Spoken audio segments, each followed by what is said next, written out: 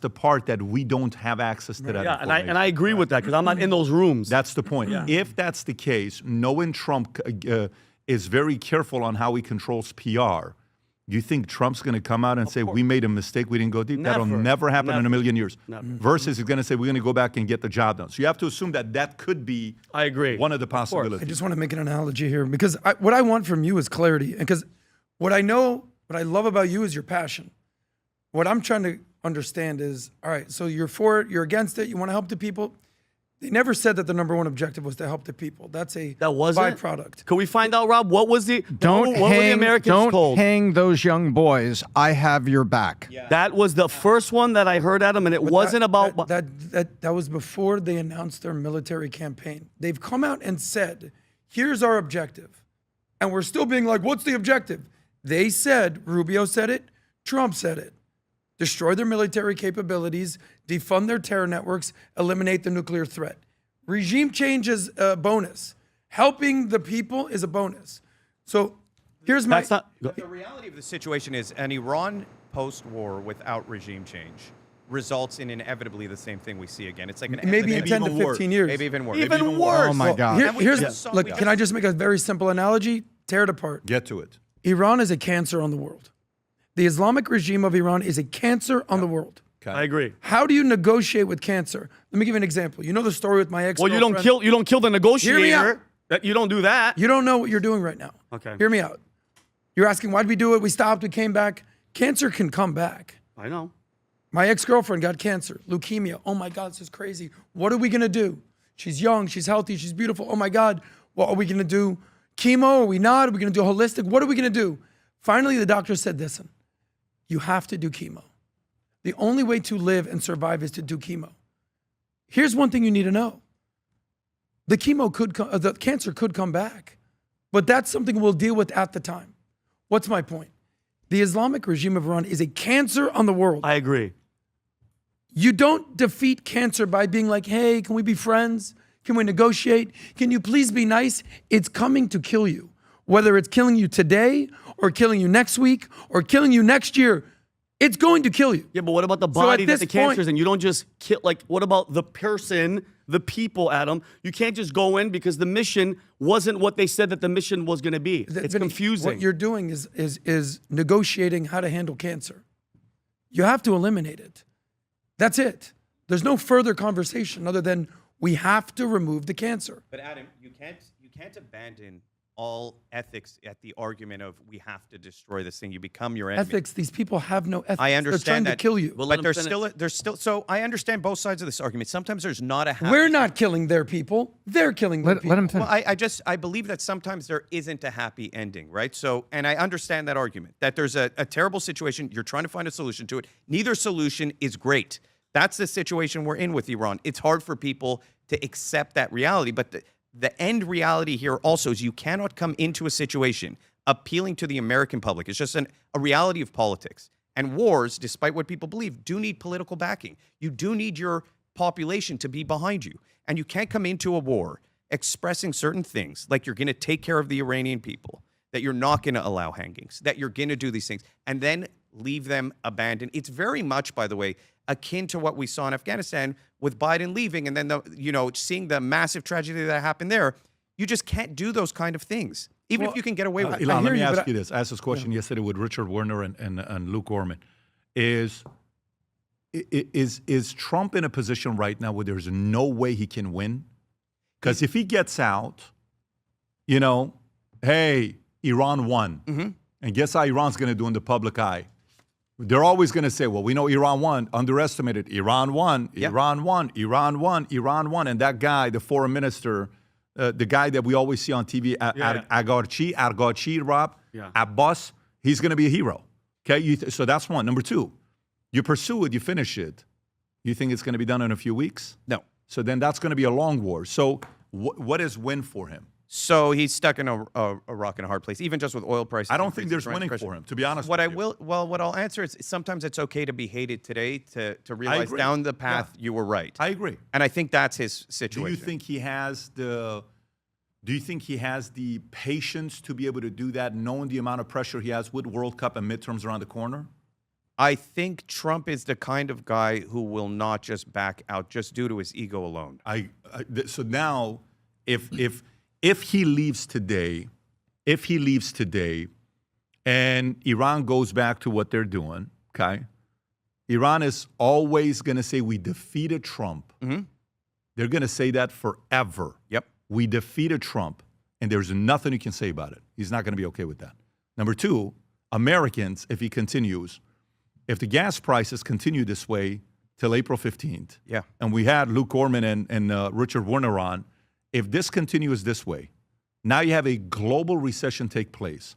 Now this becomes COVID 2.0, like in its own way. Now, Richard, who is the godfather of quantitative easing, comes out and says, don't be surprised if there's talks of quantitative easing in the next few months.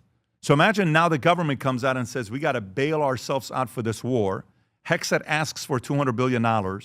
They do quantitative easing and they take out $1 trillion, $1.5 trillion. And that's going to be, going buying bad debt from banks and trying to get that money to get back into the marketplace so they can manipulate the market to be okay again. Where is the win here? Where's the win, Tom? Where do you see the win here? I don't think there is. And I think people have to look back at history and understand what happened here because Bill Clinton screwed up. He screwed up on North Korea in 1994. There's a very, very large body of work that was written about this called the Seoul hostage problem. Seoul, South Korea was held hostage because North Korea had such a stockpile of conventional weapons that they threatened to rain them down on Seoul if we attacked, I think it was called the Yongbyon, something like that, a reactor. And Clinton was told by the military, if we don't hit and we don't do something here, North Korea becomes a nuclear power. And it's run by a crazy man. You can't do this. Guess what he has in common? He doesn't care about his own people. He'll let them starve to death. He'll torture them. Gee, sounds like the IRGC. And so Bill Clinton backed off in 1994, and we ended up with a nuclear North Korea. That's what happened. Japan was pissed about it. They knew there was going to be issues because they saw themselves as the second victim. They said it's not just going to be South Korea if he gets the nukes. It's now going to be us because they referred to themselves, Japan called themselves the Western target because they were seen as a Western country. He said, listen, they're going to hit us because when they hit us, it's like hitting the U.S. economy because of all the trade with Japan. So what North Korea, it's a point you're making, Tom. I don't want you to get off the point.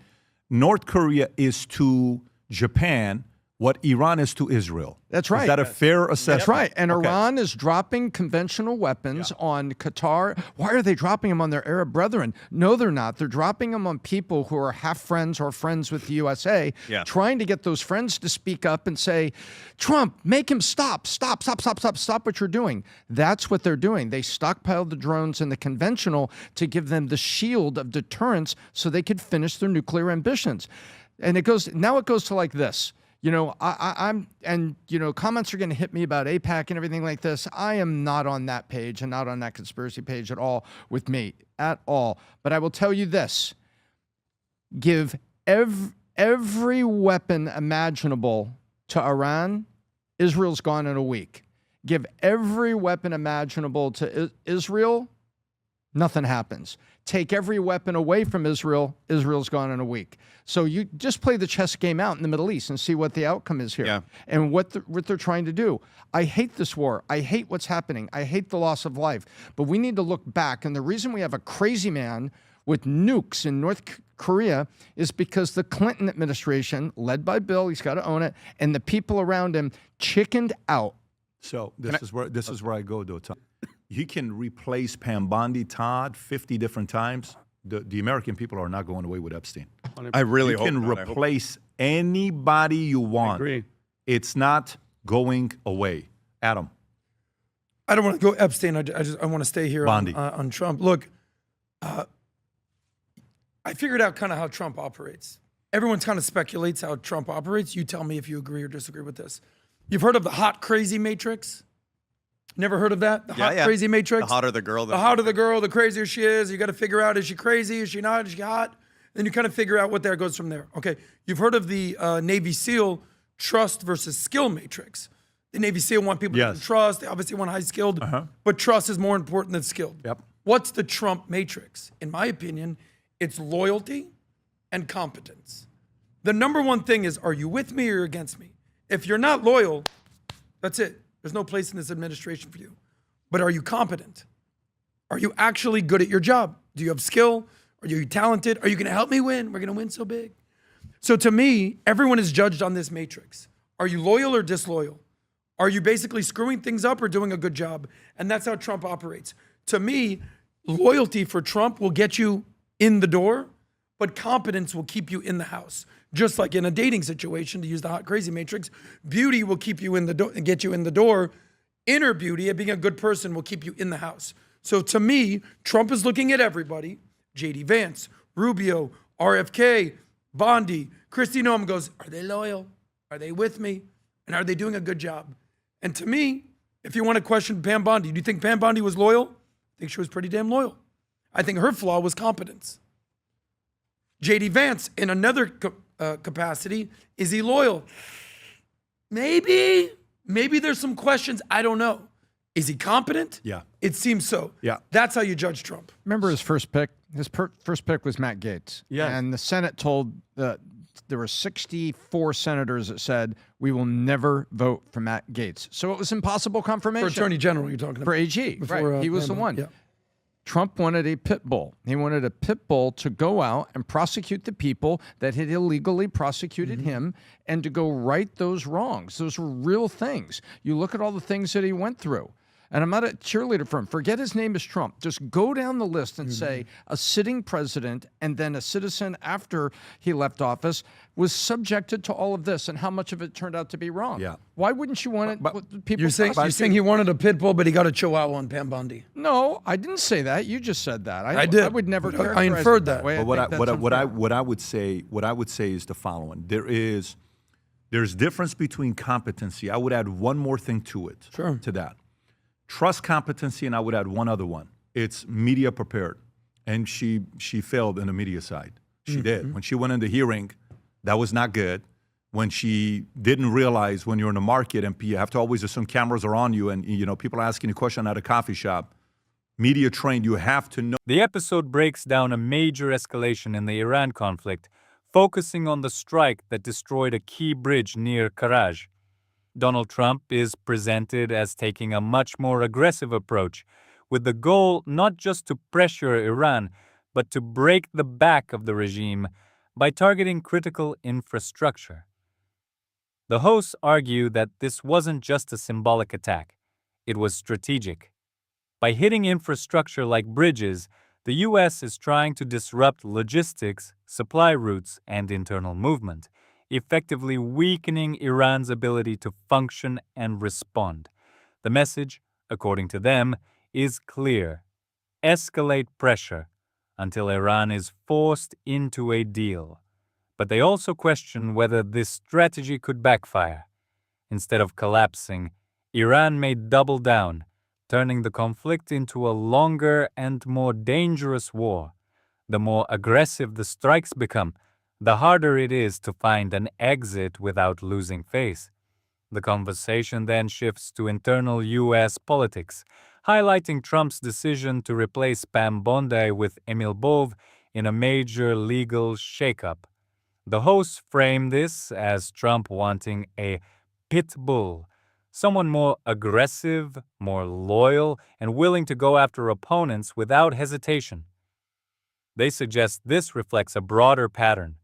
Trump surrounding himself with fighters rather than traditional bureaucrats.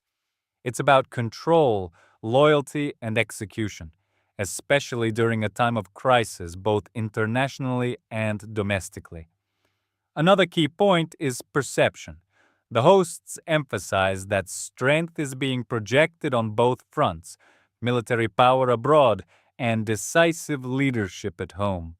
But they also warn that this kind of approach increases risk, higher stakes, fewer compromises, and a much narrower path to de-escalation.